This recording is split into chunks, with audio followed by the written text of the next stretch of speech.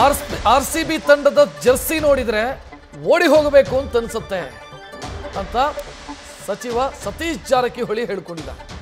ಯಾರಾದರೂ ಆ ಡ್ರೆಸ್ ಹಾಕಿದ್ದು ಕಂಡ್ರೆ ಅಲ್ಲಿಂದ ಓಡೋಗೋಣ ಅಂತ ಅನ್ಸುತ್ತೆ ಅಂತ ಸತೀಶ್ ಜಾರಕಿಹೊಳಿ ಮಾತನಾಡಿದ್ದಾರೆ.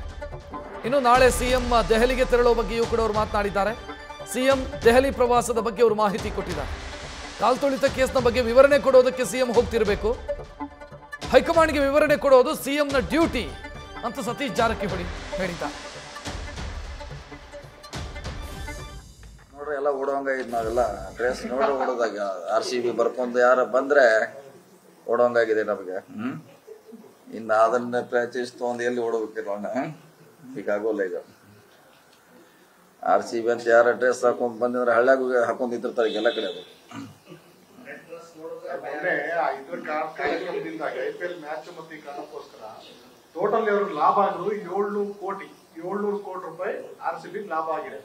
ಆ ಪ್ರೈವೇಟ್ ಏಜೆನ್ಸಿ ಅವ್ರನ್ನ ಕನ್ಸಿಲ್ ಸನ್ಮಾನ ಮಾಡುವಂತ ನಿರ್ಧಾರ ಸರಿನಾ ಸರ್? ಯಾಕೆ ನಮಗ್ ಗೊತ್ತಿಲ್ಲ, ನಾವು ಪಾರ್ಟಿನೂ ಎಲ್ಲ ಹೋಗಿಲ್ಲ, ನಾವು ನೋಡಿಲ್ಲ. ಈಗ ನೀವು ನೋಡಿದ್ರೆ ನನಗೆ ಕೇಳಿ ನಾ ಏನು ಗೊತ್ತಿರ್ತೀವಿ ಹೇಳಿದ್ವಿ, ಅವ್ನ ಯಾಕೆ ಕರ್ಕೊಂಡ್ ಬಂದ್ರು, ಅವ್ನ ಯಾಕೆ ಹಿಡಿದ್ರು ಅಂತ ಈಗ ಹೇಳಿದ್ರೆ ಅವನದೇನು ಪಾತ್ರ ಇತ್ತು, ನೀನು ಅವನ ಜನ ಕೂಡಿಸಿದ್ದ ಎಷ್ಟು ಜನ ನೀನು ನೋಡ್ಬೇಕಲ್ಲ, ಚೆಕ್ ಮಾಡಬೇಕು. ಮಾಡೋ ಅವಶ್ಯಕತೆ ಇತ್ತ ಅಂತ ನಮಗ್ ಗೊತ್ತಿಲ್ಲ, ಯಾಕಂದ್ರೆ ಅದು ಇನ್ನೂ ಬಹಳಷ್ಟು ಡೀಪ್ ಆಗಿ ಸ್ಟಡಿ ಮಾಡ್ಬೇಕ್ರಿ. ನಮಗದು ಅಲ್ಲಿ ನಮ್ಗೆ ಅದ್ರ ಬಗ್ಗೆ ಮಾಹಿತಿನೂ ಇಲ್ಲ, ಏನು ರೈಟಿಂಗ್ನಾಗ ಏನೂ ಇಲ್ಲ. ನ್ಯೂಸ್ ಫಸ್ಟ್ ನಿರ್ಭೀತಿಯಿಂದ ನಿಮ್ಮ ಪರವಾಗಿ.